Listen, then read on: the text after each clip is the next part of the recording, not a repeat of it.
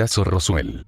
En mayo de 1995, en Londres, un poco conocido productor de películas documentales comenzó a ventilar una historia que, al principio, parecía una obra digna de un libro de ciencia ficción. Según Ray Santilli, el hombre en cuestión tenía depositada en una caja de seguridad de un banco suizo las cintas en las que por primera vez se veía un ser extraterrestre, más precisamente su autopsia.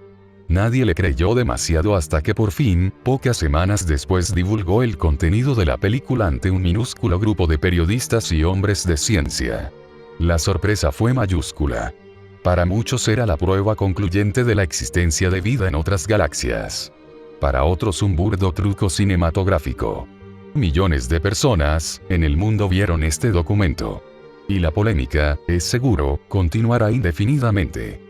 Pero más allá de la autenticidad o no de este filme, el caso sirvió para desempolvar una vieja y fascinante historia, la más controvertida de todas las que alimentan la fenomenología ovni. El caso Roswell, un episodio que habría ocurrido en 1947, en el desierto de Nuevo México, Estados Unidos, y sobre el que se han tejido toda clase de hipótesis, desmentidas, testimonios y controversias. En los años 40, una ola de raros avistamientos aéreos popularizó la vieja hipótesis de que seres de otros mundos estuvieran visitando la Tierra desde tiempos bíblicos. Sin embargo, la ciencia tardaría décadas en interesarse en el fenómeno. Antes de que hubiera ovnis, había raras meteoros, dirigibles y aviones misteriosos, casas de fuego, cohetes fantasmas, discos y platos voladores. En efecto, los avistamientos extraños, no identificados, pueden rastrearse tan atrás en la historia como uno esté dispuesto a buscar. En los muros de cuevas europeas se han encontrado dibujos de decenas de miles de años de antigüedad, interpretados como la idea que el hombre primitivo tenía de las naves espaciales y los extraterrestres. Líneas prehistóricas trazadas en una llanura peruana son, según se dice, una guía para aterrizajes de ovnis. Ciertos pasajes bíblicos pueden interpretarse como apariciones de lo que hoy llamamos ovnis. Todo a lo largo del siglo XIX los capitanes de barcos y los astrónomos informaron haber avistado en el cielo objetos que no se ajustaban a nada de lo conocido, a los que se hacía referencia sencillamente como meteoros notables. A fines del siglo XIX, cuando los globos aerostáticos eran un deporte popular y se estaban probando dirigibles con finalidades de transporte aéreos, se produjo una oleada de avistamientos de aeronaves misteriosas. Si bien muchas declaraciones provenían de gente que buscaba publicidad y de periodistas carentes de principios éticos, algunos informes sugerían la presencia de máquinas reales con una mayor capacidad de desempeño que cualquier otro aparato volador conocido hasta el momento. Pero solo cuando el hombre entró en la era del vuelo mecánico, con los primeros viajes de los hermanos Wright en 1903, fue posible juzgar los relatos de raros avistamientos aéreos a la luz de la tecnología que avanzaba con rapidez. Los aviones no se vieron en cantidad hasta 1911, 1912, y entonces se podían observar principalmente en muestras aéreas, donde la gente estaba dispuesta a pagar por el privilegio. Esto fue pronto seguido por la primera oleada de avistamientos extraños del siglo XX, llamados aviones misteriosos.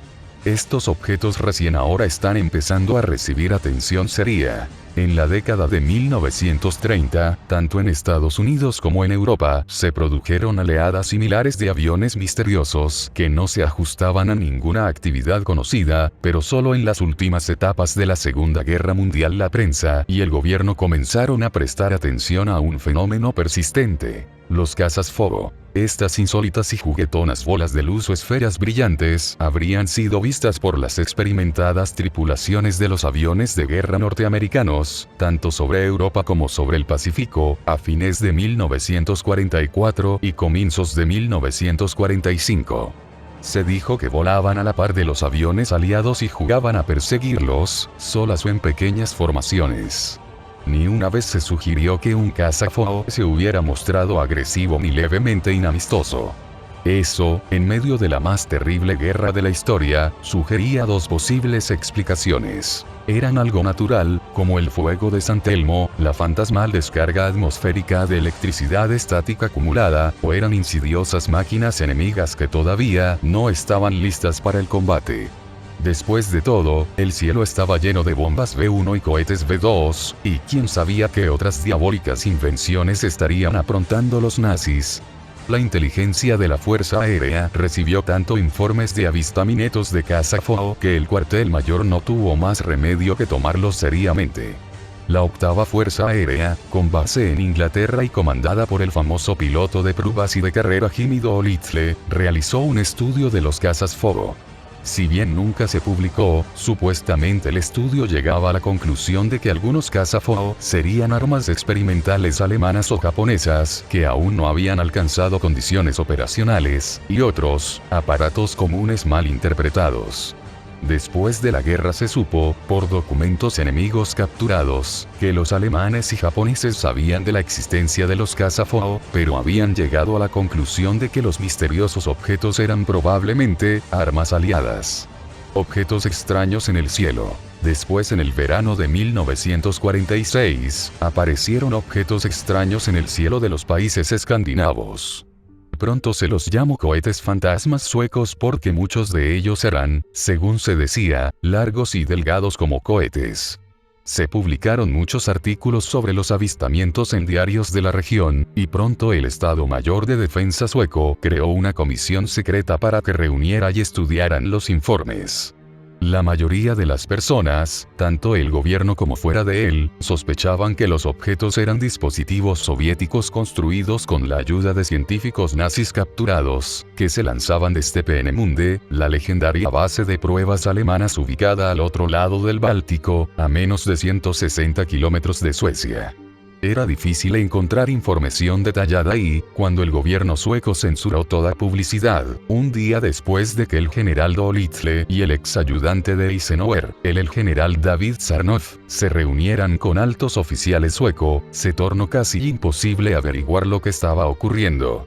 Solo a fines de los años 1980, cuando finalmente se revelaron los detalles, resultó aparente que los cohetes fantasmas no podrían haber sido misiles soviéticos y, por lo tanto, debían considerarse como proto-ovnis. Sin embargo, en 1946 poco se sabía sobre la naturaleza y los orígenes de los cohetes fantasmas, de manera que los pocos que pensaron seriamente en ellos supusieron que había alguna conexión con presuntos experimentos soviéticos de misiles, aun cuando los ovnis en forma de cohetes generalmente volaban en forma horizontal, como aviones, y hacían poco o ningún ruido.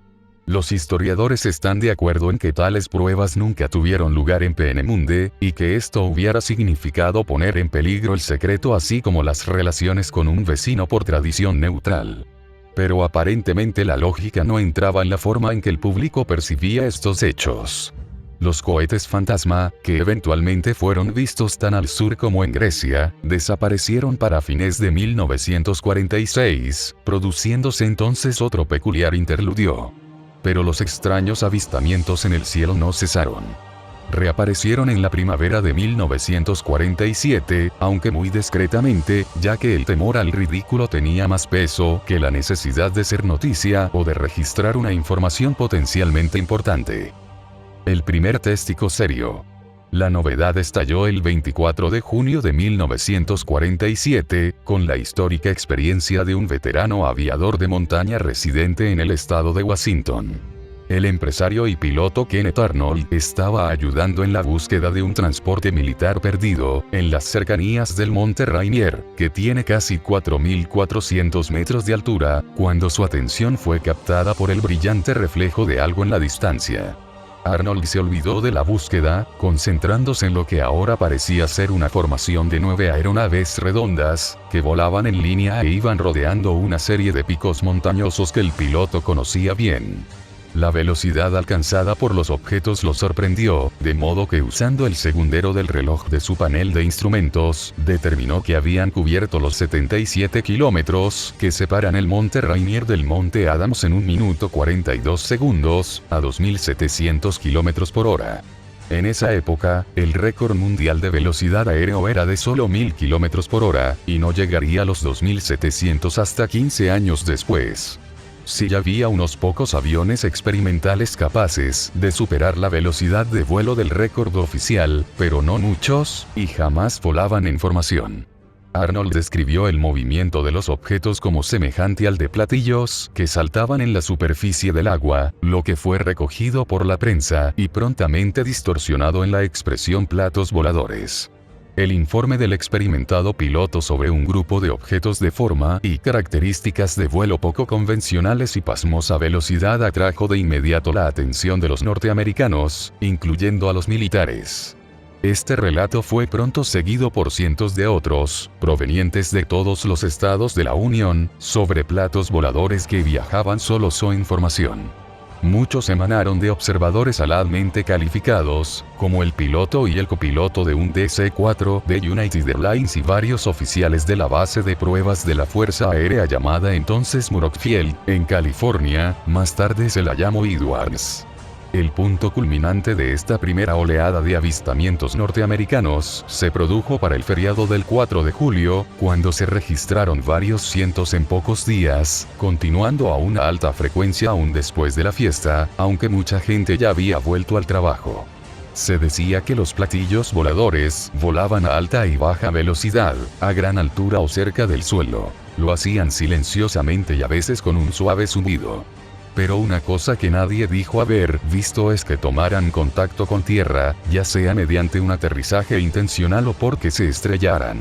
Los diarios y las emisiones radiales abundaban en relatos sobre los misteriosos platos voladores, junto con una larga lista de explicaciones de científicos, que debieron ser más prudentes, y de personas comunes, que probablemente no sabías de qué estaban hablando.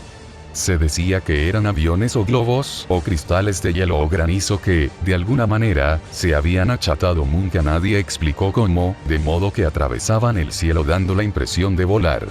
Podrían ser la brillante estela de los aviones a chorro o puntos delante de los ojos o ilusiones ópticas, o el producto de imaginaciones febriles. Algo era obvio. No podían ser lo que la gente describía. No había máquinas voladoras redondas o en forma de disco. No había nada que pudiera volar a 2700 km por hora dentro de la atmósfera y sin hacer ruido. Todo se sumaba para hacer pensar en hechos imaginarios. Durante varias semanas, los platillos y los relatos sobre ellos circularon por todo el país, y casi todo el mundo los tomó a broma. En especial los comentaristas y cómicos, que aprovecharon el tema para inventar toda clase de variaciones. Después los platillos dejaron de volar. El fin. Más allá de lo que hubieran sido, no habían hecho realmente nada.